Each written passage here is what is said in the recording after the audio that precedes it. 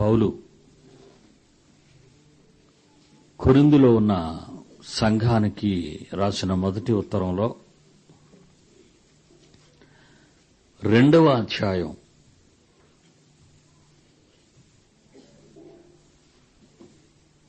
6వ వచనము నుండి పరిపూర్ణులైన వారి మధ్య జ్ఞానమును బోధించుచున్నాము. పరిపూర్ణులైన వారి మధ్య జ్ఞానమును బోధించుచున్నాము.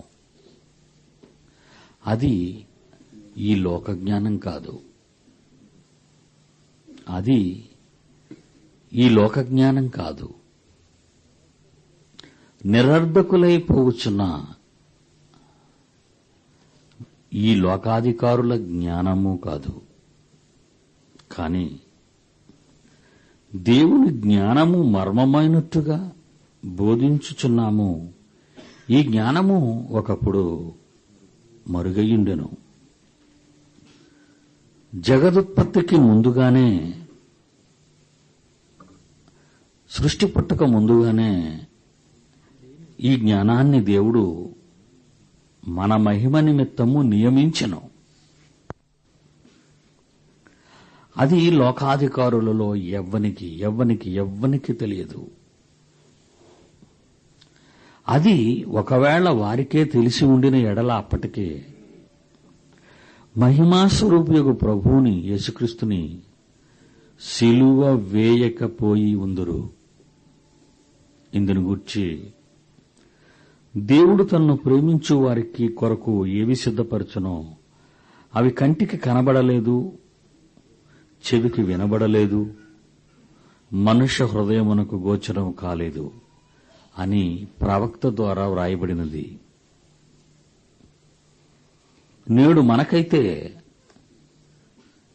తండ్రి వాటిని తన ఆత్మ వలన బయలుపరచి ఉన్నాడు.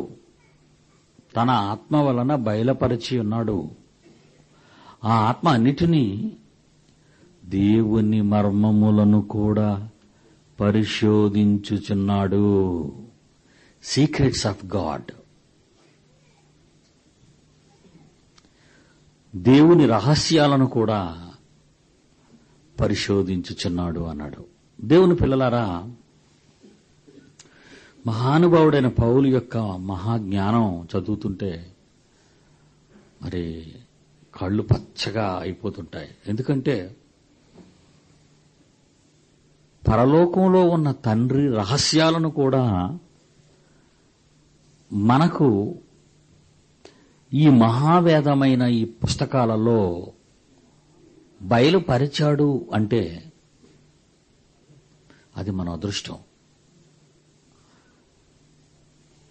ఈ మహాజ్ఞానం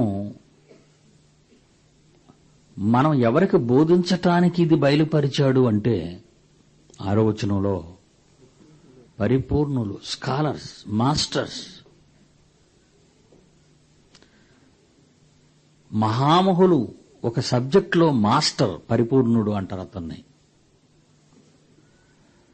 ఒక్కొక్క సబ్జెక్ట్లో, ఒక్కొక్క విషయంలో ఒక్కొక్క మాస్టర్ ఉంటాడు.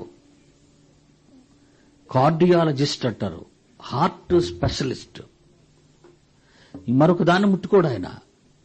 హృదయానికి సంబంధించిన ఏ రోగాన్నైనా ఇట్టే పట్టేయగలడు. అతన్ని స్పెషలిస్ట్ అంటారు. అంటే ఆ విషయంలో స్పెషలైజ్ చేశాడు అతడే మాస్టర్.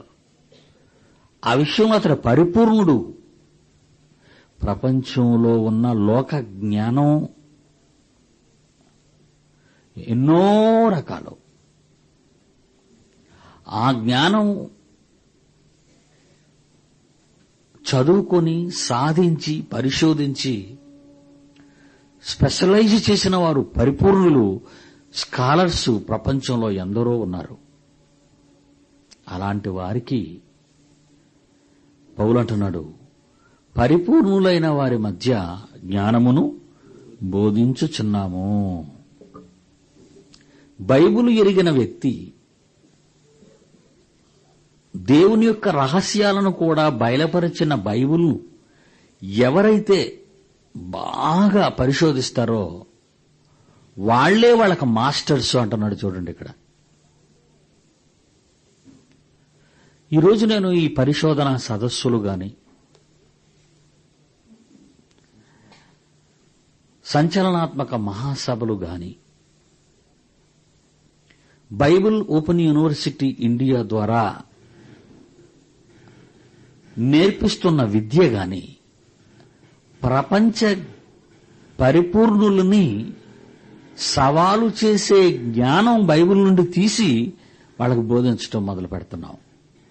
ఎంతవరకు ఉన్న సిలబస్లు చూడండి మీరు. ఏ సిటీస్లోనూ, భారత బైబిల్ కాలేజీలోనూ, లేదా అమెరికాలోనూ టెన్నిస్ యూనివర్సిటీలోనో, లేదా కలకత్తాలో ఉన్న సెరంపూర్ యూనివర్సిటీలోనో, లేదా బెంగళూరులో ఉన్న బైబిల్ కాలేజెస్లోనో, మద్రాసులోనో, ఈయన స్మాల్ చాలా చిన్నవి, కొన్ని వందల సంవత్సరాలుగా వాళ్ళకున్న చిన్న చిన్న సిలబస్లు అవి. కానీ ఈరోజు ఓపెన్ యూనివర్సిటీ ఇండియా వారు మాత్రం ఒక ప్రత్యేకమైన లేటెస్ట్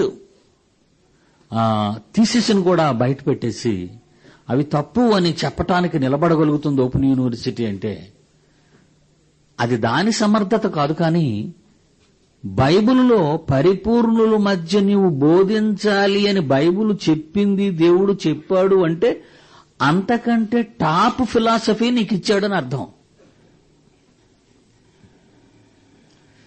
బైబిల్లో మరి ఎంతో టాప్ ఫిలాసఫీ, టాప్ నాలెడ్జ్ ఉంటేనే గాని లోకంలో ఉన్న పరిపూర్ణులైన వారి మధ్య మీరు ఎలా జ్ఞానాన్ని బోధించగలరు? ఇది మాకు తెలియదేంటి, ఇది పెద్ద జ్ఞానం ఏంటి అని నిన్ను అనకూడదు ఎవరు. ఇది నీకు తెలియదా, ఇది మాకేంటి తెలియదేటండి, ఇది పెద్ద జ్ఞానం ఏంటండి అని అనకూడదు. సికింద్రాబాద్ మీటింగ్స్ కండక్ట్ చేసిన వాళ్ళు ఇక్కడ ఉన్నారు. సకల శాస్త్రాలు అధిగమించిన బైబిల్ డాక్టర్ జాన్ గారు ఉన్నారు ఇక్కడ. రవి, జయరాజు పిల్లలందరూ వచ్చారు ఇక్కడికి. సభలు పెట్టక ముందు ఫోన్ చేసి కోర్టులో కేసు వేస్తాం, మీ మీద కేవేట్ వేస్తాం, మీటింగులు జరగకుండా, సకల శాస్త్రాలని మించిన బైబిల్ ఏంటి అని. మీటింగ్స్ 2 రోజులు అయిన తర్వాత ఒక ఎఫ్ఆర్సిఎస్ లండన్ ఒక డాక్టర్ ఒక స్కాలర్ వచ్చి అంటాడు, ఏమండి ఈ క్రోమోజోమ్స్ మీద, జీన్స్ మీద నిజంగా మీరు ఎంత చక్కగా ఈ స్టాండర్డ్ అందరికి ఎంత గొప్ప గొప్ప వాళ్ళు, పేదో జ్ఞానంలో తక్కువ వాళ్ళు వచ్చారు, నిజంగా వాళ్ళందరికీ ఎంత చక్కగా చెప్పారండి అని ఆయనకి ఎప్రిషియేషన్. ఆయన స్టేజ్ మీదకి వచ్చేసాడు పైకి. ఏం చెప్పారండి అంటున్నాడు ఆయన. That is Bible, that is not PD Sundar Rao. Bible ఎంత గొప్పదంటే లోకంలో మానవుడు సాధించిన జ్ఞానానికి మించినది. నా ఉద్దేశం ఏంటంటే శాస్త్రాలు అని మనం అంటున్నాం ఈరోజు. ఈ శాస్త్రాలన్నీ కూడా ప్రకృతి నుండి వచ్చాయి. ఒక వృక్ష శాస్త్రం అని మనం అనుకున్నాం అనుకోండి, నేల వృక్షాలను మొలిపించబట్టే వృక్ష శాస్త్రం అని వీడు చూసి పరిశోధించి గ్రంథాలను తయారు చేశాడు. అలాగే జంతు శాస్త్రం అంటాడు, ఖగోళ శాస్త్రం అంటాడు, న్యూరాలజీ అంటాడు, ఎస్ట్రాలజీ అంటాడు, ఆంథ్రోపాలజీ అంటాడు. ఈ శాస్త్రాలన్నీ కూడా ప్రకృతిని బట్టి శాస్త్రాలు పుట్టాయి అంటాను. ప్రకృతి ఉంది కనుక ప్రకృతిలో తన కళ్ల ముందు జరిగిన వాటిని గ్రంథాలుగా రాశాడు పరిశోధించి. శాస్త్ర పరిశోధన అన్నారు దీన్ని. మరి ప్రకృతి కలగటానికి కారణం ఎవరు? మీకు తెలిసింది, గతంలో మనం వాక్యాలను నేర్చుకున్నాం. దేవుని వాక్యము వలన ప్రపంచములు నిర్మాణమైనవి అని చదువుకున్నాం. ప్రకృతి ఇప్పుడు ఎలా పుట్టింది చెప్పండి? దేవుని వాక్యము వలన. మీరుంటున్నది ప్రకృతిలో, మీరు చదువుతున్నది ప్రకృతిని పుట్టించిన, ప్రకృతికి జన్మనిచ్చిన దేవుని వాక్యాన్ని. మీరు ఉంటున్నది ప్రకృతిలో, మీరు చదువుతున్నది ప్రకృతికి జన్మనిచ్చిన శాస్త్రాన్ని, బైబిల్ని, జ్ఞానం, క్రీస్తుని. వాళ్ళు చదువుతున్నది ప్రకృతిని. వాళ్ళు చదువుతున్నది ప్రకృతిని, మీరు చదువుతున్నది ప్రకృతిని పుట్టించిన జ్ఞానాన్ని, శాస్త్రాన్ని. ఇప్పుడు ఎవరు గొప్పవాళ్ళు? మీరే. వాక్యాన్ని పరిశోధించిన వాళ్ళు, కడకు దేవుని రహస్యాలను కూడా ఎరిగిన వారు, మీరు గొప్పవాళ్ళు కాలేరా? మీరు గొప్పవాళ్ళు అవుతారయ్యా ఇది చెబితే అంటున్నాడు ఆయన. నిజంగా ఇది మీరు చెప్పగలిగితే, బైబిల్ని బాగా పరిశోధించి, ఇలాంటి పరిశోధన ఈ కార్యక్రమాల్లో పాల్గొని మీరు బైబిల్ని బాగా పరిశోధించి ప్రజల మధ్యకు మీరు వెళితే, పరిపూర్ణులైన వారి మధ్యకి, వాళ్ళు మిమ్మల్ని అప్రిషియేట్ చేస్తారు తప్పదిక. ఎందుకంటే అది వాళ్ళకి తెలీదు. అది తెలీదని ఆయన రాశాడు. నీ గొప్పతనం గురించి నేను నీకు ఇచ్చాను అని కూడా రాశాడు. ఈ 2 మాటలు ఉన్నాయి బైబిల్లో.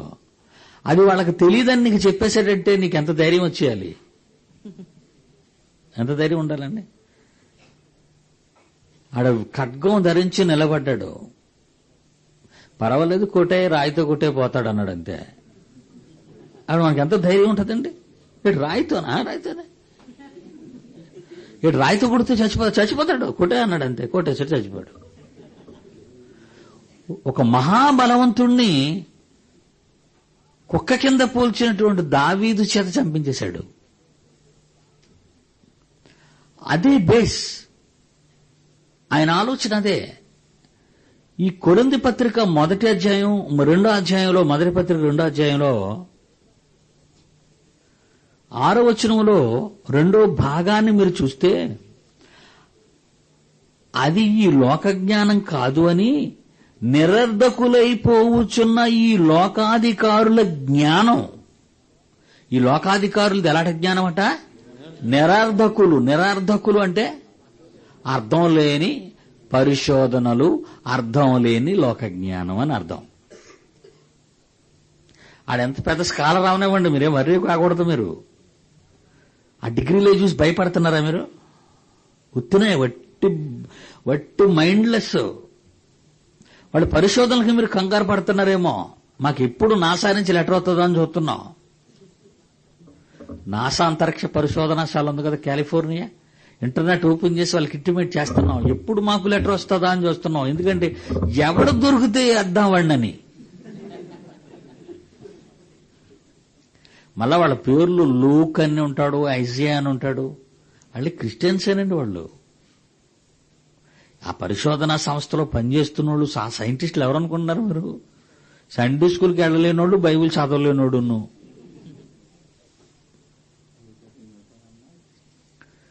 ఐజక్ న్యూటన్ అంటున్నారు చూసారా? అణు సిద్ధాంతాన్ని బయటపెట్టాడే. జోసెఫ్ ప్రీస్ట్లీ గాని, జాన్ డాల్టన్ గాని, జోసెఫ్ గే గాని, థామస్ ఆల్వా ఎడిసన్ గాని, వీళ్ళంతా ఎవరు అనుకుంటున్నారు? వీళ్ళు సండే స్కూల్కి వెళ్ళిన వాళ్ళు, బైబుల్ సరిగ్గా తెలియలేని వాళ్ళు వీళ్ళంతా. వాళ్ళ పేర్లే గొప్పగా చెప్పుకుంటున్నా వాళ్ళ పిల్లలు వీళ్ళంతా ఇప్పుడు ఉన్నోళ్ళు, కాలిఫోర్నియాలో ఉన్నోళ్ళు. వాళ్ళకి భయపడిపోతాం మనం. వాళ్ళందరికీ క్లాస్ ఇలాంటి సెమినార్ కండక్ట్ చేయాలి మనం కాలిఫోర్నియా వెళ్ళి. కూర్చోండి మీరందరూ అని. Free boarding and lodging. ఎప్పటికైనా ఇండియా తేగలం వాళ్ళం మనం, లేకపోతే తేవాలి. ఎప్పటికైనా ఈ ప్రపంచంలో ఉన్న ఈ శాస్త్రవేత్తలందరినీ మన కాళ్ల ముందు కూర్చోబెట్టుకోవాలి. బైబిలు నీకు ఇచ్చిన అర్హత అది. ఎలాంటి అర్హత ఇచ్చిందంటే,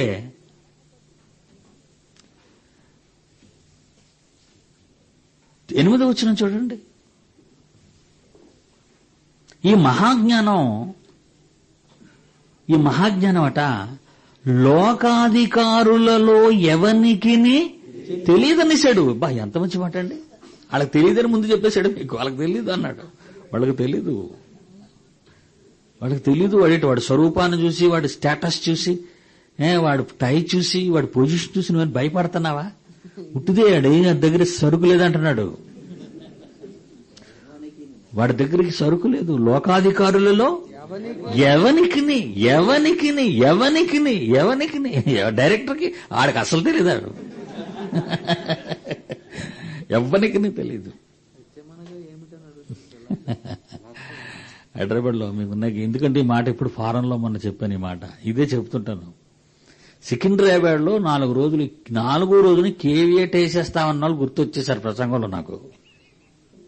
నాకు అప్పుడప్పుడు ఈ దేవుడి మీద వ్యతిరేకంగా తిరగబడిన వాళ్ళు గుర్తొచ్చేసారు అనుకున్న మైండ్లోకి. ఎందుకో కోపం వచ్చేస్తుంటుంది నాకు. వేదిక మీదే స్పీడ్ అయిపోతుంటాను. అప్పుడు ఎంత స్పీడ్ అవుతానంటే, ఎంత స్పీడ్ అయ్యానంటే సికింద్రాబాద్లో ఈ మీటింగ్, లాస్ట్ డే మీటింగ్, ఇన్ని శాస్త్రాలను నేను మాట్లాడాను. ఈ 4 దినాలు ఇన్ని శాస్త్రాలు చెప్పాను నేను.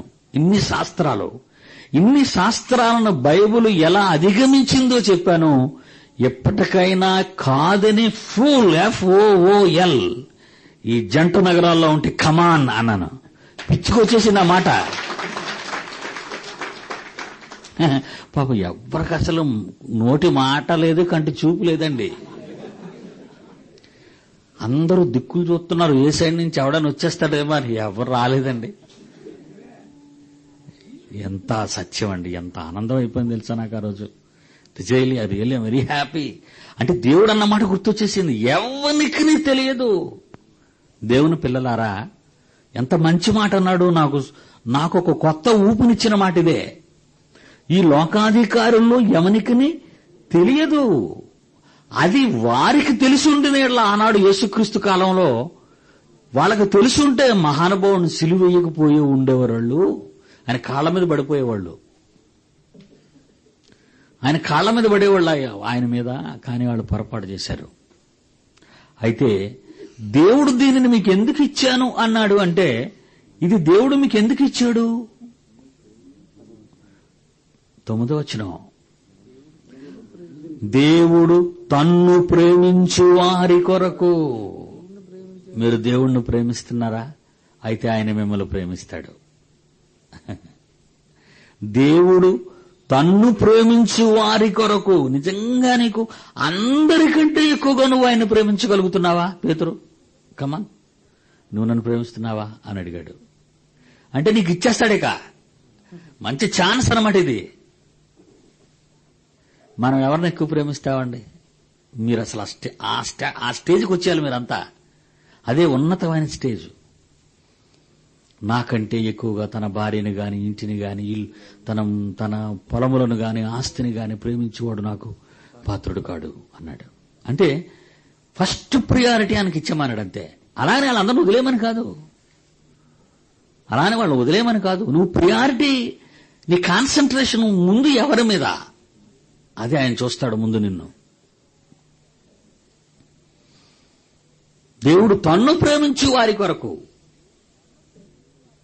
నువ్వు నిజంగా ఆయన్ను నువ్వు ప్రేమిస్తున్నావా? అయితే నీ కొరకు ఏవి సిద్ధపరచునో అవి ఈ ప్రపంచమనే కంటికి కనబడలేదు, ఈ ప్రపంచ చెవికి వినబడలేదు, ఈ ప్రపంచ మనుష్య హృదయాలకు గోచరము కాలేదు అని వ్రాయబడింది. ఎందుకంటే అది ఆయనను ప్రేమించు వారికి ఇవ్వాలని అనుకున్నాడు గనుక. ఈరోజు నువ్వు రెడీగా ఉన్నావా? ఉంటే విను. మనకైతే నువ్వు నిజంగా ఆయన్ని ప్రేమిస్తే వాటిని, లోకానికి చెప్పని వాటిని, లోకానికి అందని వాటిని, లోకానికి తెలియని వాటిని, లోకంలో ఎవ్వనికి వాడెంతటి వాడైనా ఎవ్వనికి తెలియని సంగతి తన ఆత్మ వలన నీకు బయలుపరుస్తాడు. ఆ ఆత్మ అన్నిటినీ ఇదే అనుకుంటున్నారా? కాదు. దేవుని మర్మములను కూడా, సీక్రెట్స్ ఆఫ్ గాడ్, దేవుని రహస్యాలు కూడా చెప్పేస్తానన్నాడు. దేవుడు రహస్యాలని చెప్తాడా? దేవుడు రహస్యాలు చెప్తాడండి మనతోటి.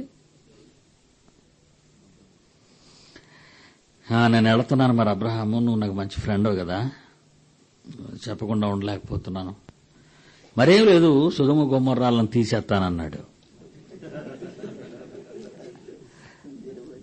దెబ్బతో భయపడిపోయాడు అబ్రహాం. అమ్మో, అక్కడ నా రిలేషన్స్ ఉన్నారు, నా బంధువులు ఉన్నారు అక్కడ. ఏమండి, నాశనం చేసేసేవాడు ఇతనికి ఎందుకు చెప్పటం అండి? ఇతని రిలేషన్స్ ఉన్నారని దేవుడికి తెలీదా? తెలుసు. కానీ ఈయన చాలా మంచోడుగా, దేవుని ప్రేమించేవాడు. అబ్రహాం ఎవరు? దేవునిని ప్రేమించేవాడు,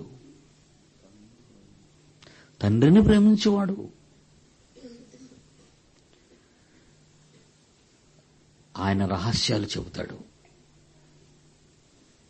ఆయన చేయబోయేవి చెబుతాడు. అందులో నువ్వు అడిగిన దాన్ని కూడా మంజూరు చేస్తాడు. తన నిర్ణయాలు కూడా మార్చుకుంటాడు. తన నిర్ణయాలు కూడా కొన్ని సందర్భాల్లో నువ్వు చెప్పావుగా కొడుకుగా, ఓకే ఓకే ఓకే. ఏంటి ఇశ్రాయేలీలందరినీ అరణ్యంలో చంపేస్తావా నువ్వు అన్నాడు మోసెస్. చంపేస్తా వాళ్ళందరినీ, చంపేస్తే ఏమంటారో తెలుసా? నేను ఎలా మాట్లాడుతున్నాడు చూడండి. చంపేస్తే నిన్నేమంటాడో తెలిసి వీళ్ళందరూ ఏమంటారు? లోకం అంతా ఊరకే పాలు తేనెలు ప్రవహించే దేశానికి తీసుకెళ్తానని బీరాలు పలికాడు, వాళ్ళందరినీ తీసుకెళ్లి అరణ్యంలో చంపేశాడు. ఇదే నేడు తీసుకెళ్ళమని అంటాది చరిత్ర. ఒకవేళ నువ్వు అదే నిజమని అదే కాయపరుచుకుంటే నీ జీవ గ్రంథంలో నుంచి నా పేరు తీసే అన్నాడు. ఏంటండి ధైర్యం? అంటే ఎంత లో లెవెల్కి వచ్చి అబ్రహాంతో మాట్లాడుతున్నాడు, అది మోసెస్తో మాట్లాడుతున్నాడు. మీరు డిస్కస్ చేయండి, మీరు ఆలోచించండి. ఎంత కిందకు వచ్చేసాడు, ఎంత క్లోజ్ అయిపోయాడండి, ఎంత క్లోజ్. దేవుడు అంత క్లోజ్గా ఉండాలని మీరు ఇష్టపడటం లేదా? దేవుడు అంత క్లోజ్ అయిపోవాలని మనం అనుకోవటం లేదండి. ఏమన్నా మీకు ఎవరైనా క్లోజ్ ఫ్రెండ్ ఉన్నాడా అని భూమి మీద ఉన్న వాళ్ళ గురించి చెప్పుకుంటారు. అసలు దేవుడిని ఎందుకు మీరు క్లోజ్ ఫ్రెండ్ చేసేసుకోకూడదు? ఆయన మనలో ఎవరికి దూరముగా ఉండేవాడు కాడు. అసలు నేను వదిలేళ్ళనంటున్నాడు, నీకు దూరంగా ఉండడానికి ఆయన ఇష్టపడటం లేదు. నువ్వు అతనితో ఫ్రెండ్షిప్ చేయాలని కోరుకుంటున్నాడు, మరి నువ్వు దగ్గరికి ఆయనతో ఫ్రెండ్షిప్ చేస్తావా? అక్కడే మనం ఎందుకో ఆలోచిస్తున్నాం, మనం ఇష్టపడటం లేదు. ఫ్రెండ్షిప్ చేయటానికి ఆయన ఇష్టపడుతున్నాడు, దగ్గరకు రావటానికి ఆయన ఇష్టపడుతున్నాడు, నీ కూడా ఉండటానికి ఆయన ఆశపడుతున్నాడు. నేను మన పిల్లలతో అదే చెప్తున్నాను. కొడుకున్నాడు, అల్లుడున్నాడు, వీళ్ళెవరూ అసలు నా దగ్గర ఉండరండి. వీడికి ఒక గ్రూపు, ఆ గ్రూప్తో వాడు మాట్లాడుకుంటూ వాడిపోతున్నాడు. అల్లుడికి ఒక గ్రూపు, వాడి గ్రూప్తో వాడు మాట్లాడుకుంటూ వాడిపోతున్నాడు. నా వైఫ్, ఆమెకు ఒక గ్రూపు, ఆమెతో మాట్లాడుకుంటాం, స్నేహితులు మాట్లాడుకుని మా వంటగదిలో మాట్లాడుకోవడం, మేడ మీద మాట్లాడుకోవడం, పాటలు పాడించుకోవడం, ఆమెతో పోతున్నారు. అంత క్లోజ్, అంతా మాట్లాడుకున్నారు. పిల్లలుగా ఆడుకుంటున్నారు. నేను ఒక్కడనే ఒంటరిగా ఉంటున్నాను, నాకు నో ఫ్రెండ్. నేను అదే అంటున్నాను, చూడు నన్ను ఒంటరిగా వదిలేశారు వీళ్ళందరూ, నేను ఒంటరి వాడిని అయిపోయాను. నేనే ఫీల్ అవుతున్నానే నా రూమ్లో నేను ఒంటరిగా ఉన్నానని. ఏమండి, ఇప్పుడు నా కూతురు ఉంది, నా అల్లుడితో ఉండాలనుకుంటుంది. నా కొడుకున్నాడు, వాడు భార్యతో ఉండాలనుకుంటాడు. నేనే ఒంటరితనాన్ని నేను భరించలేకపోతున్నప్పుడు మీ పరలోకపు తండ్రి సంగతి ఆలోచించండి మీరు. అంటే దేవుని రహస్యాలు ఛేదించడం అంటే చెప్తున్నాను చూడండి మీకు. దేవుని ఒంటరితనాన్ని చెప్తున్నాను మీకు. ఏంటి ఆయన అనుకుంటున్నాడు, దూతలో పరిశుద్ధుడు అంటే పొంగిపోతారు అనుకుంటున్నారా మీరు? ఆయన దూతలు ఆయన పరిశుద్ధుడు అనేది మీరు చదివారు యెషయా గ్రంథం 6వ అధ్యాయంలో. మొదటి అధ్యాయం ఆయన ఏడుపు విన్నారా మీరు? మొదటి అధ్యాయం ఏమన్నాడు? మొదటి అధ్యాయం 2వ వచనం, ఆకాశమా ఆలకించుము, భూమి చెవి ఎగ్గుము అంటే ఎవరితో చెప్తున్నాడండి? ఆకాశంతోని భూమితోనినా? ఆకాశం అంటే ఎవరు? ఒక దూత, పరిచారకులు. భూమి అంటే పరిచారకులు. వాళ్ళతో ఏం చెప్తున్నాడండి? ఏం చెప్తున్నాడు చూడండి. నేను బిడ్డలను కంటిని, గొప్పవారినిగా చేసి తిని. వాళ్ళు నామే తిరగబడ్డారు వాళ్ళు అంటున్నాడు. చెప్పుకోవడానికి ఎవరున్నారు ఆయనకి? సేవకులు, పనోళ్ళు. ఆయన బాధ చెప్పుకోవడానికి ఎవరున్నారట? పనోళ్ళు. వాళ్ళు ఎంత యెహోవా పరిశుద్ధులు పరిశుద్ధులు పరిశుద్ధులు అంటుంటే ఈయన బాధలు చెప్పుకుంటుంటే, రాజాది రాజా రాజా మార్తాండ వీరాది వీరా అని ఈయన చెప్తుంటే ఏమి వీరా ఏమి లోకం నాకు మనశ్శాంతి లేదు అని ఆయనండి. ఎలా ఉంటుందండి? మీరు ఆగండి విషయం చెప్తాను. నాకు అసలు పిల్లల కన్నానా ఒక్కరు నా మాట లేదంటున్నాడు ఆయన. ఇప్పుడు ఆయన మనస్సు ఎరిగారా మీరు? అందుకన్నాడు దేవుని మనస్సు నెరిగి అన్నదా బైబిల్లో. రోమపత్రిక 11 అధ్యాయం 34 రోమపత్రిక 11 అధ్యాయం 34. ప్రభు మనస్సును ఎరిగిన వాడెవడు? ఆయనకు ఆలోచన చెప్పిన వాడెవడు? ప్లీజ్ ఎవరైనా అడ్వైస్ చేయండి. ఆయనకు ఆలోచన కావాలి. మీరు చెప్తారు ఏమైనా ఆలోచనలు ఎవరైనా చెప్పడం మీరు బైబిల్లో విన్నారా లేదా? ఎంతమంది చెప్పారు ఆలోచనలు ఆయనకి? ఎంతమంది నిర్ణయాలు మార్చుకోమని చెప్పలేదు దేవుడికి? తండ్రికి చెప్పలేదా? నిర్ణయాలు మార్చుకోమని చెప్పలేదా? ఆలోచనలు చెప్పలేదా? అంటే ఆలోచనలు వింటాడా? మనం ఏమాత్రం వారవండి, మట్టి పురుగుని పేడ పురుగుని ఆ పురుగుని ఈ పురుగుని అనుకో నువ్వు పోతుంటే ఎవరితో మాట్లాడతాడండి ఆయన? ఇంకా ఆయన మాట్లాడడానికి ఎవరున్నారు? యువర్ ఎ సన్, నువ్వు కొడుకువి, నువ్వంటే చాలా ప్రేమ ఆయనకి, నువ్వంటే పిచ్చి ఆయనకి. దేవుడి దగ్గరికి వెళ్తారు, మోకరిస్తారు, ప్రార్థన చేస్తారు. తండ్రి నాకు ఉద్యోగం లేదు, తండ్రి నాకు మంచి భార్య లేదు, తండ్రి నాకు మంచి బిడ్డలు లేరు, తండ్రి నాకు మంచి ఇల్లు లేదు, తండ్రి నాకు మంచి పొలం లేదు, ఇచ్చాను తీసుకో ఇంకేం అడుగుతాడో చూస్తున్నాడు. ఇంకా అన్ని అయిపోయిన తర్వాత టాటా అనుకుని వెళ్ళిపోతున్నాడు. అయిపోయింది. నా కొడుకు నా గురించి ఆలోచించటం లేదు, నా దగ్గర నుంచి ఏం కావాలో అడుగుతున్నాడు. ఎప్పుడు మనం ఏమైనా ప్రార్థన చేస్తామండి? మోకరిల్తే మనం మోకరించామంటే అది ఉపవాస ప్రార్థన కానివ్వండి, శుభ్రంగా తినేసేసిన ప్రార్థన కానివ్వండి, మనం మోకరిల్లామంటే ఏం అడుగుతాం? ఏ నాన్న ఎలా ఉన్నావు నాయన, బాగున్నావా నాన్న, ఏంటి నీ మనసులో ఏమైనా ఉందా నాన్న, నేనేం చేయాలా నాన్న, ఏంటి నేనేం చేస్తే బాగుంటది నాయన అనసరే మనం దేవుడిని ఎప్పుడైనా అడుగుతామండి. అడిగితే దేవుడు చెప్తాడు ఏంటంటే అందుకే నేను అడగనంటారా? ఆయనకేంటి హాయిగా ఉన్నాడు.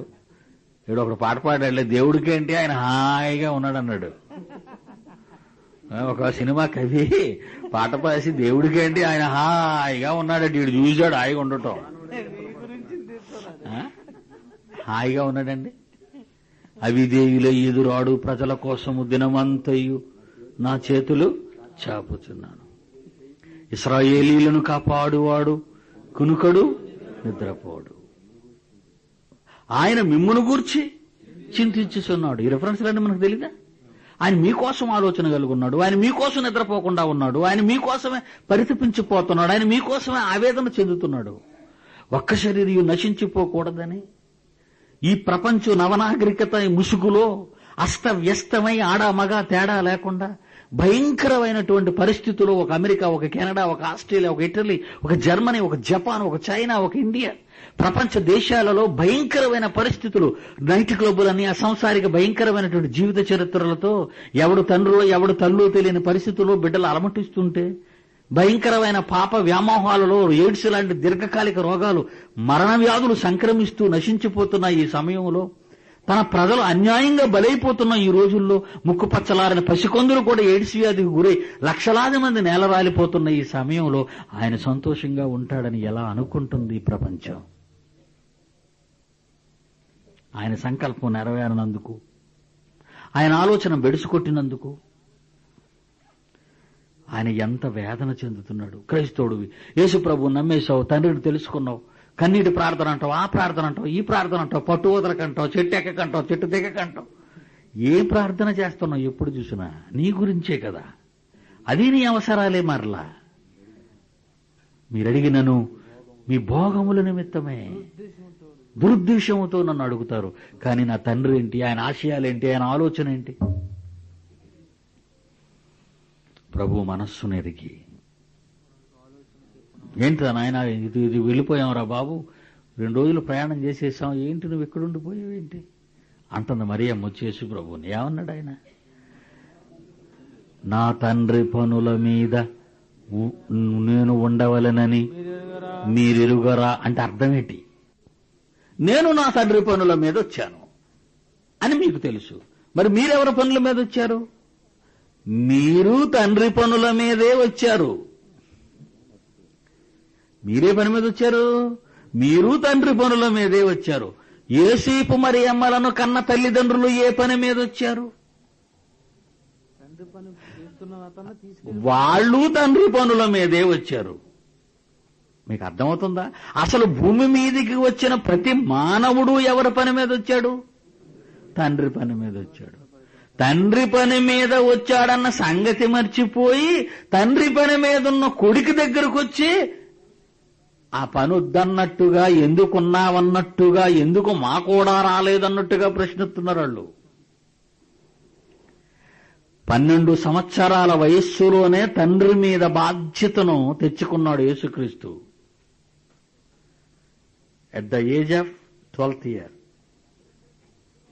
12వ సంవత్సరంలోనే తండ్రి పని ఎరిగాడు. మనకెప్పుడు తండ్రి పని మీద ఉండాలని తెలుస్తుందండి?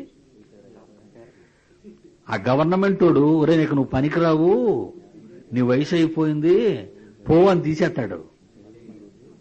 నీ సర్వీసెస్ నాకు వద్దు, ఎందుకంటే కనబడదు, వినబడదు, చేతిలోనుకు కాళ్ళలోనుకు అని ఏం చేస్తారంటే వాళ్ళు తీసేస్తారు మనల్ని. ఆ తీసేయడాన్నే ఇంగ్లీష్లో చక్కగా రిటైర్మెంట్ అంటాం. రిటైర్ అయిపోయామండి, ఇప్పుడు రిటైర్ అయిపోయానండి, ప్రభు సేవకు వచ్చానంటాడు. అక్కడ బాగా టైడ్ అయిపోయాడు, బాడీ అంతా టైడ్ అయిపోయింది, కొలాప్స్ స్టేజ్కి వచ్చింది. కళ్ళు కనబడవు, చెవులు సరిగ్గా వినబడవు. ఏంటి 58 ఏళ్ళ తర్వాతే కదా రిటైర్మెంట్? 60 58 అండి, మళ్ళీ మార్చేశారులేండి. 58కి అప్పుడు ఎలా ఉంటుందండి మన పొజిషను? ఎలా ఉంటుందండి 58కి? మొత్తం బాడీ పాడైపోతుంది, సిస్టమ్ దెబ్బతింటది. అప్పుడు 1 year గ్యారంటీ ఇస్తే చాలు మన వాచ్కి. మన వాచ్ కొనుక్కున్నప్పుడు ఎంతకాలం గ్యారంటీ అడుగుతాం? 1 year. ఆ తర్వాత పడేసుకో, పారాయి, పనికిరాదని ఆడే చెప్తున్నాడు. మరి నీకెంతకాలం ఆయుష్కాలం? 60, 70, 80 ఏళ్ళు. మరి నువ్వు ఎప్పుడు బయటకు వచ్చేసావు గవర్నమెంట్ సర్వీసుల్లో నుంచి? 60. అంటే ఇక నీకు ఎంత సర్వీస్ ఉంది? ఈ 10 ఏళ్ళు గ్యారంటీయా? అది మళ్ళా గ్యారంటీ లేదు, మళ్ళా గ్యారంటీ లేదు. మరి ఇప్పుడు ఏడు చేసేస్తావు దేవుడికి? అంటే అదేనా గుర్తొచ్చిన వాళ్ళకే అప్పుడైనా వచ్చేస్తుంది భక్తి, అప్పుడైనా గుర్తొచ్చిన వాడికే. అప్పటికి పిల్లలందరికీ పెళ్లిళ్ళు అయిపోవాలి, ఏదో ఒక ఇల్లు కట్టేసుకోవాలి, ఓ పొలం కొనేసుకోవాలి, అమ్మాయ్యా అనుకుంటేనే ప్రభు సేవలో దిగిపోతాడు. ప్రభువు పని మీద ఉండాలి అన్నది 12వ ఏట నుండే ఉండాలని యేసుప్రభు చెప్తున్నాడు. ప్రభు పని మీద ఎప్పటి నుంచి ఉండాలి నువ్వు? మనం ఎప్పటి నుంచి ఉండాలండి ప్రభు పని మీద? 12వ ఏట నుంచి. దేవుడు మనస్సు నెరిగినవాడు, ఇతడు నా ప్రియకుమారుడు, ఇతని యందు నేను ఆనందించుచున్నాను. అది ఆనందం ఆయనకి. మరి మనం ఎలాగ ఆనందింపజేయుచున్నాం దేవుణ్ణి? చాలా మంది దోమలతో బాధపడుతున్నారు, మోషన్స్తో బాధపడుతున్నారు. పాపం ఇంటి దగ్గర మంచి పరుపుల మీద పడుకునే వాళ్లే చాపల మీద పడుకుంటున్నారు, నేల మీద. గుడ్, మంచిది. మీ త్యాగం గొప్పది, మీరు నేర్చుకుంటున్నారు మంచి జ్ఞానాన్ని. కానీ మీరు జీవించాలి మీ తండ్రి కోసం. అప్పుడు ఆయన్ని మీరు ప్రేమిస్తున్న విధానాన్ని ఆయన చూస్తున్నాడు. మీరు ఎలా ప్రేమిస్తున్నారు ఆయన్ని అనేది కనుక మీకు ఇవ్వటానికి ప్రయత్నిస్తున్నాడు ఆయన. దేవుడు తన్ను ప్రేమించే వారికి ఏవి సిద్ధపరిచెనో అవి ఒకనాడు కంటికి కనబడలేదు, చెవికి వినబడలేదు, మనుష్య హృదయమున గోచరం కాలేదు అని ప్రవక్తల ద్వారా రాయబడిన ఈ మహాజ్ఞానాన్ని మనకైతే దేవుడు, పౌలు అంటున్నాడు, ఆత్మ వలన బయలుపరిచి ఉన్నాడు. అంటే బయలుపరుస్తాడా, బయలుపరిచేశాడా? బయలుపరచబడి వ్రాయబడిన గ్రంథమే ఈ లేఖనాల పరిశోధన కార్యక్రమంలో మీకు బోధిస్తున్నాం. కొలస్సీయులకు రాసిన పత్రిక 1వ అధ్యాయం 25 నుంచి చూద్దాం. 25, 26, 27. 25 వచనం నుండి దేవుని వాక్యం అనగా యుగాలలో తరాలలో మరుగు చేయబడి ఉన్న మర్మము. అంటే గతించిన యుగాలలో, క్రీస్తుకు ముందు యుగాలలో తరాలలో దాచబడిపోయిందట. అది భద్రపరచబడిపోయింది, ప్రపంచానికి తెలియదది. యుగాలలో తరాలలో మరుగు చేయబడి ఉన్న మర్మము సంపూర్ణముగా ప్రకటించుటకు మీ నిమిత్తము నాకు అప్పగింపబడిన దేవుని ఏర్పాటు ప్రకారము. హ్యాట్సప్ అండి పౌలు గారికి, హ్యాట్సప్. ఇతనికే ఎందుకు ఇచ్చాడు అనుకున్నారు దేవుడు? యుగాలలో తరాలలో మరుగు చేయబడిన ఈ మహాజ్ఞానాన్ని ఈ ప్రపంచ మానవాళికి బయలుపరచాలని క్రీస్తు తరువాత పౌలుని ఎన్నుకున్నాడు. అంటే దేవుణ్ణి ఎంత ప్రేమించాడు పౌలు. నువ్వెందుకయ్యా పెళ్లి చేసుకోలేదు అని అడిగితే, పెళ్ళైతే నా భార్యను సంతోష పెట్టాలని అనుకుంటాను, పెళ్లి కాకపోతే నా దేవుణ్ణే సంతోష పెడితే చాలు అనుకుంటాను, అందుకే పెళ్లి చేసుకోలేదు. అదే ఆయన మనస్సు. మొదటి కొరింథీ 7వ అధ్యాయంలో ఉన్నది. ఆ మాట అంటాడు. పెండ్లికి అయిన వాడు భార్యను ఎలా సంతోష పెట్టాలనుకుంటాడు, పెండ్లి కానివాడు దేవుణ్ణి ఎలా సంతోష పెట్టాలి అనుకుంటాడు. నేను దేవుణ్ణి సంతోష పెట్టాలి అనుకునేవాడిని, అందుకే నేను పెళ్లి చేసుకోలేదు. నాకున్న దానిని, నాకున్న అధికారాన్ని గుర్రాల మీద తిరిగి మెజిస్టేరియల్ పవర్స్ కలిగిన నేను క్రైస్తవులను డైరెక్ట్ గా ఇంటింటికి వెళ్లి ఇచ్చుకుంటూ చెరసాలలో వేసేసి, court, no judge, no judgement, no argument. తెలుసండి మెజిస్టేరియల్ పవర్స్ అంటారు అట్లనే. ఇంటిలోకి వెళ్ళి ఒక మనిషిని తీసుకెళ్లి జైల్లో పడేయటమే. ఆ మధ్య ఎన్టీ రామారావు గారు ఎస్పీలకి అది ఇచ్చేద్దామని ట్రై చేశాడు, కానీ జరగనవ్వలేదు. ఎన్టీ రామారావు గారు చీఫ్ మినిస్టర్ గా ఉన్నప్పుడు ఎస్పీలకి మెజిస్టీరియల్ పవర్స్ ఇచ్చేద్దాం అనుకున్నాడు. అంటే నేను అరెస్ట్ చేసి తీసుకెళ్లి జైల్లో పడేయటమే, ఇంతకాలం జైలేసి. ఇంకా అది మళ్ళీ కోర్టుకి ఎఫ్ఐఆర్ రాయటాలు, పోలీస్ స్టేషన్లో నుంచి కోర్టు కట్టడాలు, కోర్టుకి వెళ్ళి నువ్వు అటెండ్ అయ్యి మెజిస్ట్రేట్ ముందు నువ్వు బెయిల్ తీసుకోవటాలు, ఆ తర్వాత కోర్టులో కేసు నడవటాలు, ఆ తర్వాత శిక్ష పడటాలు, ఆ తర్వాత నువ్వు మళ్ళా అప్పీల్కి వెళ్ళటాలు. ఇంక ఇదంతా తలపోటు. అలాంటి మెజిస్టేరియల్ పవర్స్ ని కలిగి ఉన్నాడు ఒకనాడు పౌలు సౌలుగా ఉన్నప్పుడు. గుర్రాల మీద వెళ్లి క్రైస్తవులను హింసించి ఇచ్చుకుపోయి చెరసాలలో వేసి అంత టాప్ పర్సన్ ఏమైపోయాడో తెలుసా? గుడారాలు కుట్టుకుంటూ ఈ చేతులతో రాత్రి బవళ్ళు కష్టపడుతూ దేవుని కొరకు మహాయాగాన్ని చేశాడు మహానుభావుడు. నా మటుకైతే బ్రతుకుట, చావైతే అదండి. అతనికి ఇవ్వకపోతే ఎవరికండి ఇస్తాడు మహాజ్ఞానాన్ని? ఆ మైండ్ చూడండి ఎంత, ఎలాంటి మైండ్ అండి. What a super mind. అలాంటి మైండ్ మనకుందండి? అలాంటి మైండ్ మనకుందా? అలాంటి మైండ్ మనకు వస్తుందంటారా? ట్రై చేయండి ప్లీజ్. వస్తుంది, ఎందుకు రాదు? పౌలు ఒక్కడే మనిషా? మన మనుషులం కదా. పౌలు ఒక్కడే దేవుని కుమారుడా? మనం దేవుని కుమారులం కదా. మనం సాధన చేయలేమా? మనం పర్వాలేదు, పెళ్ళైనా పర్లేదు, ట్రై చేయండి సరే. నీ దేవుని నువ్వు పట్టేయాలి. ఇప్పుడు పౌలు లేడు, ఆయన పౌలు పక్షాన మాట్లాడటానికి. ఆయన విశ్రాంతిలోకి వెళ్ళిపోయాడు. నీకంటే ఎవరినైనా ఎక్కువగా ప్రేమిస్తేస్తున్నాడు అన్నాడేమో అని అనుమానం పడనవసరం లేదు. నువ్వు ట్రై చేయి, నీ పక్క తిప్పేసుకో ఆయన్ని. అది నీ భక్తి మీద, నీ చేతల మీద, నీ ఆలోచనల మీద ఉంటుంది ఆయన మనస్సు. ఆలోచించండి. యుగములలోనూ తరములలోనూ దేవుని వాక్యాన్ని యుగములలోనూ తరములలోనూ మరుగు చేయబడి ఉన్న మర్మాన్ని సంపూర్ణముగా ప్రకటించుటకు పౌలు సగం నువ్వు తీసుకో, సగం తర్వాత ఎవరికైనా ఇస్తానన్నాడా? మొత్తం నీకే ఇచ్చాను, ప్రొసీడ్ అన్నాడు అంతే. మొత్తం నీకే ఇచ్చాను, మొత్తం నీకే ఇచ్చాను. యుగములలోనూ తరములలోనూ మరుగు చేయబడి ఉన్న మర్మమును సంపూర్ణముగా ప్రకటించుటకు మీ నిమిత్తము నాకు అప్పగింపబడిన దేవుని ఏర్పాటు ప్రకారము నేను సంఘమునకు, అంటే మీకు పరిచారకుడనైతిని. అన్యజనుల్లో ఈ మర్మం యొక్క మహిమైశ్వర్యం ఎట్టిదో, యేసును ఎరుగని వారి మధ్య దీని గొప్పతనం ఎట్టుదో, అది అనగా మీ యందున్న క్రీస్తు. ఎవరి జ్ఞానం అనుకుంటున్నారు మీరింతకి? ఎవరి వాక్యం అనుకుంటున్నారు మీరింతకి? యేసుక్రీస్తే. సిలువలో ఒక ప్రక్కన చూశారు యేసుని అబలుడుగా, దుర్బలుడుగా, బల్లెం పోటు తిన్నవాడిగా, మేకులు వేయించుకున్న వ్యక్తిగా యేసును ఒక ప్రక్క చూసింది ప్రపంచం. కానీ యేసు వెనక ఒక మహాజ్ఞానం ఉంది. యేసు మహాజ్ఞానం అది ప్రపంచం చూడలేదు. ఈ ప్రపంచం యేసులో ఏది చూడలేదో అదే పౌలుకు చెప్తున్నాడు. యేసంటే ఎవరనుకున్నారు?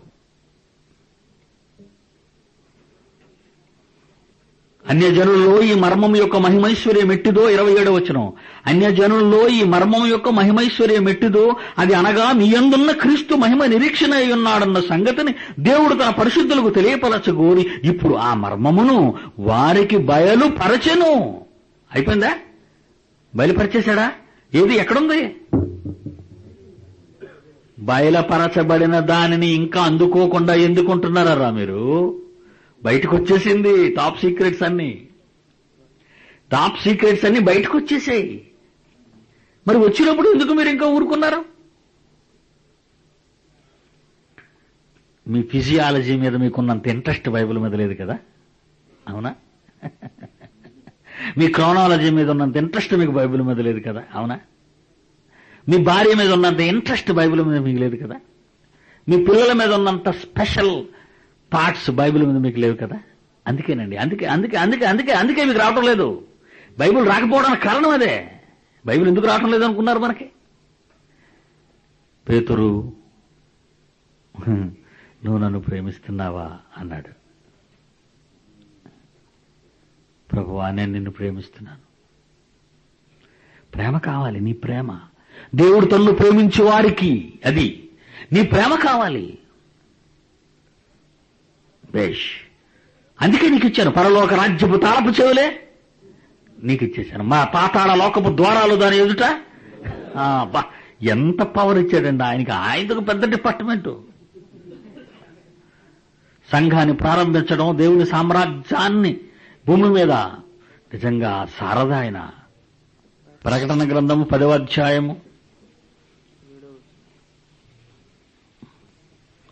7వ వచనము. 7వ దూత పలుకు దినములలో అతడు బూర ఊదబోవుచుండగా దేవుడు తన దాసులకు ప్రవక్తలకు తెలిపిన సువార్త ప్రకారము దేవుని మర్మము సమాప్తమగునని చెప్పెను. ఆయన మహాజ్ఞానాన్ని చెప్పేశాడు, ప్రకటించేశాడు, బయలుపరిచేశాడు. అదే బైబిల్, అదేనండి క్రొత్త నిబంధన. ఆదికాండం నుంచి ప్రకటన గ్రంథం వరకు కొత్త నిబంధనలోని ఎన్నో సంగతులు ప్రస్తావించబడ్డాయి యేసుక్రీస్తు గురించి. ఆయన జ్ఞానం గనుక, యేసే జ్ఞానం గనుక. కొలస్సీ 1:28 ఏమంటున్నాడో చూడండి. కొలస్సీ 1:28, కొలస్సీ 1:28, ప్రతి మనుష్యుని క్రీస్తునందు సంపూర్ణునిగా చేసి ఆయన ఎదుట నిలువబెట్టవలెనని. అబ్బా, ఎంత మంచి ఐడియా అండి ఆయనకి. ఎంత మంచోడండి పౌలు గారు. మనల్ని ఎలా చేసేయాలని రాశాడు దీన్ని. దీన్ని ప్రతి మనుష్యుని సంపూర్ణునిగా చేసి, నువ్వు సంపూర్ణుడు గనుకనే పరిపూర్ణులైన వారి మధ్య జ్ఞానాన్ని బోధిస్తున్నావు అన్నాడంతే. నిన్నెవరు సంపూర్ణం చేశారు? నిన్ను ఎవరు సంపూర్ణం చేశారు? క్రీస్తు. దేవుడు తన జ్ఞానంతో నిన్ను సంపూర్ణునిగా చేస్తే, ఏ క్రీస్తు, ఏ వాక్యం ఈ లోకాన్ని కలుగు చేసిందో, ప్రకృతిలో నుండి వచ్చిన శాస్త్రాలన్నీ నీ దగ్గర దిగదుడిపే కదా. ప్రకృతిలో నుండి వచ్చిన జ్ఞానమంతా, ప్రకృతిలోని జ్ఞానాన్ని నేర్చుకున్న పరిపూర్ణులంతా నీ ముందు నిలవటమే. ఎందుకంటే ఆ క్రీస్తు, ఆ వాక్యమే నిన్ను సంపూర్ణునిగా చేసేసింది. నిన్ను చెయ్యాలని ఆయన రాశాడు దీన్ని. ఈ మహాజ్ఞానాన్ని, మహాజ్ఞాన గ్రంథాన్ని రాయించేశాడు నిన్ను సంపూర్ణునిగా చేయాలని. ఎందుకు నిన్ను సంపూర్ణునిగా చేయాలి? లోకం తన జ్ఞానంతో సంపూర్ణునిగా చేస్తుంది అనేకులని. దయ్యము తన యుక్తితో లోక జ్ఞానంతో అనేక మందిని స్కాలర్స్ చేసింది. వాళ్ళ కొమ్ములు విరిచెయ్యాలి అంటే ఈ జ్ఞానంతో మీరు సంపూర్ణులు కావాలి. వాళ్ళ కోరలు తీసేయాలి అంటే ఈ జ్ఞానంతో మీరు పరిపూర్ణులు కావాలి. అది ఆయన ఆశయం. అదేండి ఆయన ఆశయం. అదేనండి లేఖనాల పరిశోధన యొక్క ఆశయం.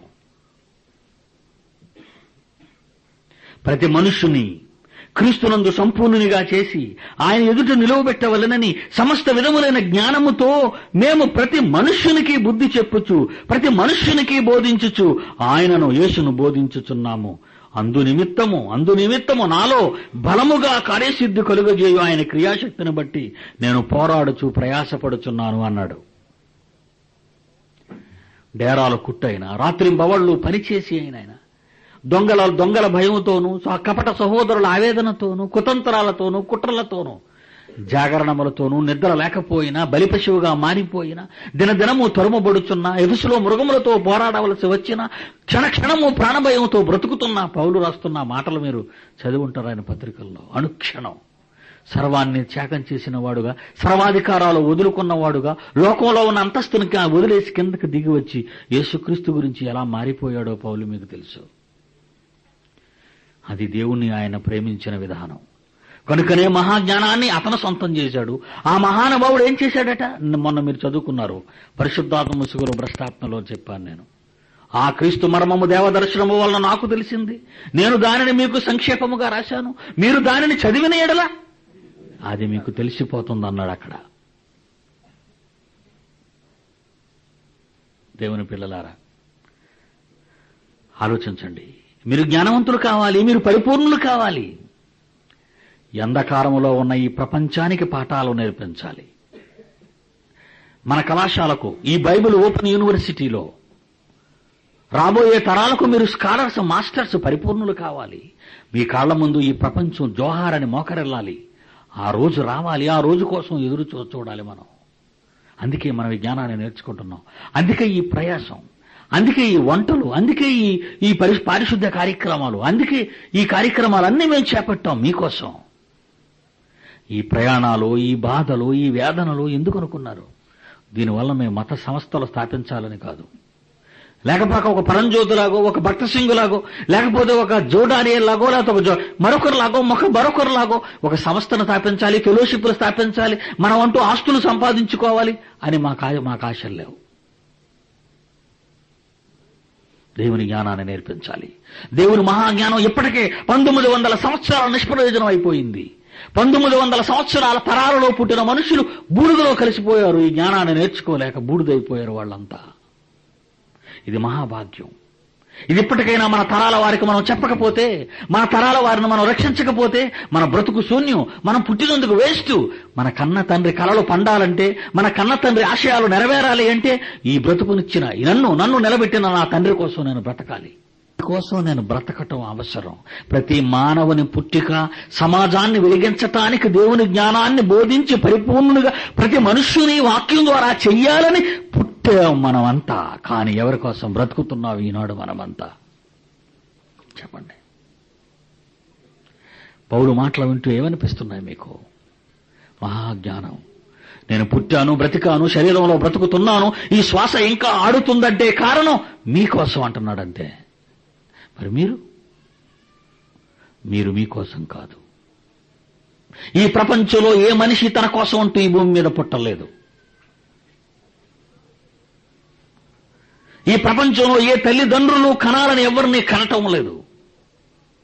ఈ ప్రపంచంలో ప్రతి మనిషి నేను పుట్టాలని ఎవ్వరూ పుట్టటం లేదు. ప్రతి పుట్టుక వెనక ఉన్న యథార్థ గాదిది. నీవు పుట్టింది నీ తండ్రి కోసం, ఆయన సంకల్పాన్ని నెరవేర్చటం కోసం. చేస్తావా? ఆలోచించడం ప్రారంభించాను నేను మొన్న అక్టోబర్లో. ఏం చేద్దాం? ఈ మహాజ్ఞానాన్ని ప్రపంచానికి చెప్పాలి. ఎలా? ఎప్పుడు మనం ఒక ఆంధ్రాకి, ఒక మహారాష్ట్రకి, ఒక కర్ణాటకకి, ఒక తమిళనాడుకి పరిమితం అయిపోతే ఎలా? ఈ మహాజ్ఞానం నేను చావక ముందే ప్రపంచానికి చెప్పాలి. ఎలా?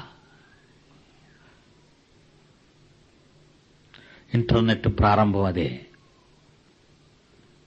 వెబ్సైట్ ప్రారంభానికి అదే ముహూర్తం.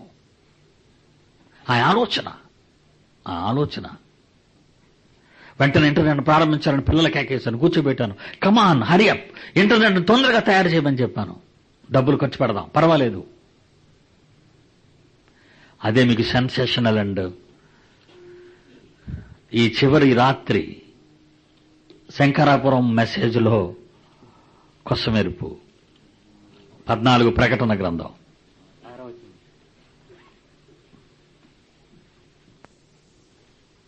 ఈ ఆపర్చునిటీని దేవుడు ఎప్పుడూ చెప్పాడు ఉపయోగించుకోమని.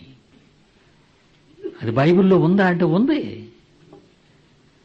కానీ ఆలోచించటానికి, తాట రావటానికి సమయం రావాలి, వచ్చింది.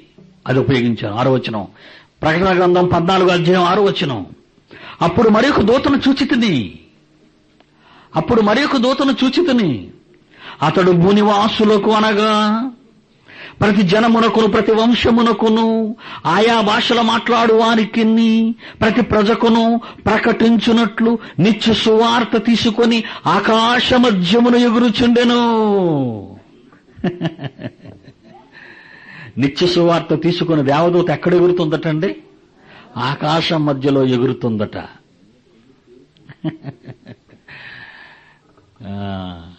ప్రకృతి అంతా దేవదూతలను పాఠం మీకుంది, మీ లెసన్స్ లో ఉంది. అయిపోయిందా? ప్రకృతి అంతా దేవదూతలు, సేవకులు.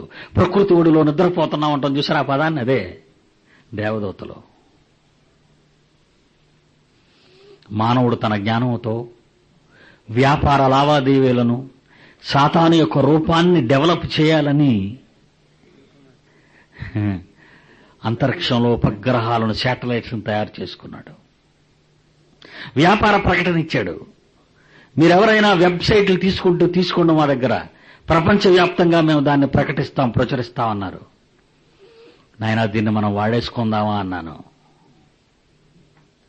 ఆకాశంలో ఎగురుతున్న ఆ ఉపగ్రహంలో మన వాక్యాన్ని లోడ్ చేసేద్దామా అన్నాను.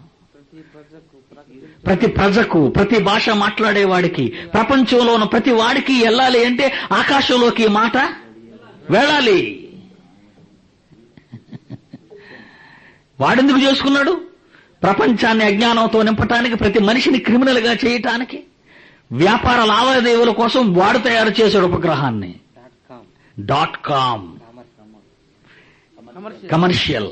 .com అంటే డాట్ కామర్స్ అని అర్థం, వ్యాపారం. ఆ .com ను మనం ఏం చేసాం తెలుసా?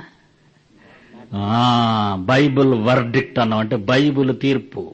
నెమ్మదిగా వెబ్సైట్ లో లాంచ్ చేశాం మన దాన్ని. అడిగి డబ్బులు కావాలి కాబట్టి పడేసాం డబ్బులు అడిగి. దీన్ని తీసుకెళ్లి పడేశాడు అందులో. అంతే. ప్రపంచంలో వెబ్సైట్ ఎవడు ఓపెన్ చేసినా అది అమెరికా గాని, కెనడా గాని, జర్మనీ గాని, ఇండియా గాని, పాకిస్తాన్ గాని, బంగ్లాదేశ్ గాని, ప్రపంచ వ్యాప్తంగా ఇంటర్నెట్ లో వచ్చేస్తుంది మన వెబ్సైట్ అంతా. అందులో ఏమున్నాయి? బైబిల్ ఒక మహాజ్ఞాన గ్రంథం అని, ప్రపంచ జ్ఞానమంతా అజ్ఞానమని, పిచ్చెక్కి మత్తెక్కి చెడిపోతుంది సమాజం అని చెప్తున్నాం. అందులో మీరు దేవునికి భయపడి, కింద ఏమన్నా చూడండి, అందులో చదవండి. 7వ వచనం, మీరు దేవునికి భయపడి ఆయనను మహిమపరచుడి, ఆయన తీర్పు తీర్చు గడియ వచ్చేను గనుక ఆకాశమును, భూమిని, సముద్రమును, జలధారలను కలుగజేసిన వారికే నమస్కారము చేయడని గొప్ప స్వరముతో చెప్పాను.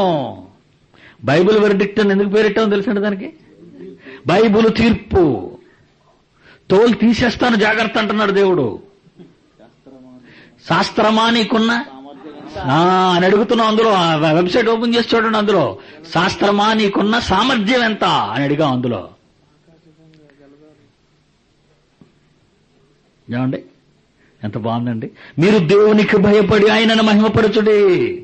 నాసావాడికి ఏం తెలుసు అన్నాం, వాడికేం తెలుసు అంటున్నాం వెబ్సైట్ లో.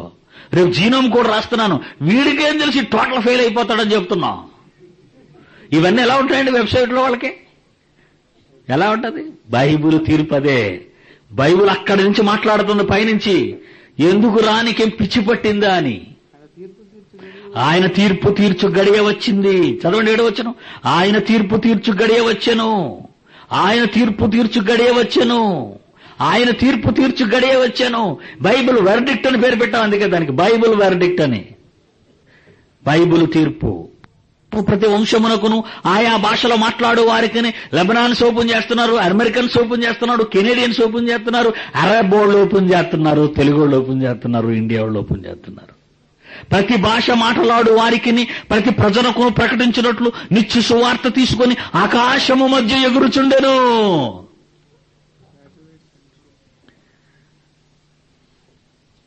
దేవుని పిల్లలారా, ఈ జ్ఞానం మీకు కావాలని మీరు అనుకుంటే దేవుని మహాజ్ఞానాన్ని నేర్చుకోవటానికి ప్రయత్నించండి. దేవుని కొరకు బ్రతకండి. దేవుని కొరకు తుది శ్వాస వరకు నమ్మకంగా జీవించండి. భార్య, భర్తలు, పిల్లలు, ఇల్లు, ఆస్తి, పదవి, అధికారం ఇవన్నీ భ్రమ, చిరిగిపోయే బొమ్మలు, మరిచిపోయే బొమ్మలు.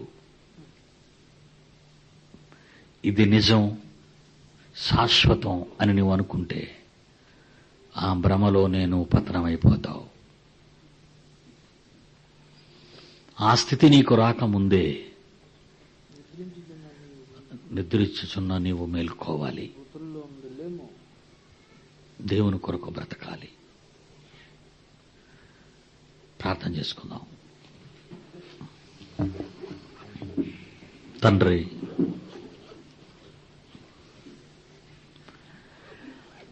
నీ వాక్యము మహాజ్ఞానమయ్యా.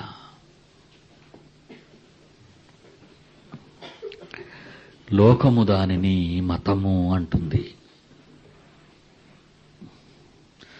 లోకస్తులు మమ్ముని పొమ్మంటున్నారు.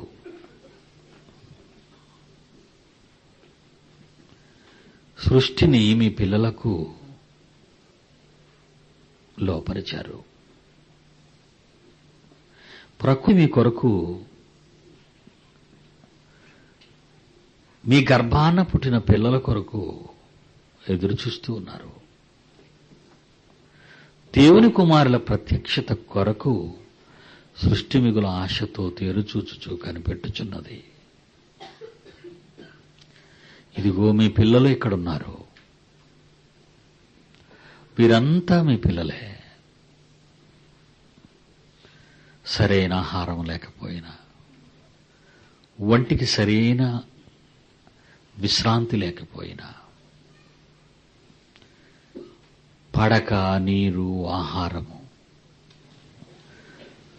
ప్రతి సమయంలోనూ నీ బిడ్డలు ఎన్నో కష్టాలు ఎదుర్కొంటూ మీ జ్ఞానాన్ని నేర్చుకుంటున్నారు. ఈ తర్ఫీదు, ఈ శిక్షణ ఈ ప్రపంచాన్ని గెలవటానికి మీ పిల్లల్ని అభివృద్ధిపరచండి. మీ ఆశలు నా ఆశలు పండించండి.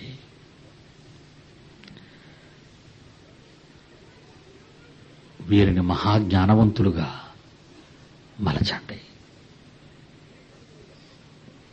రేపటి నుండి మహాసభలో 21వ తేదీన మహాసభ విజయవంతం చేయండి.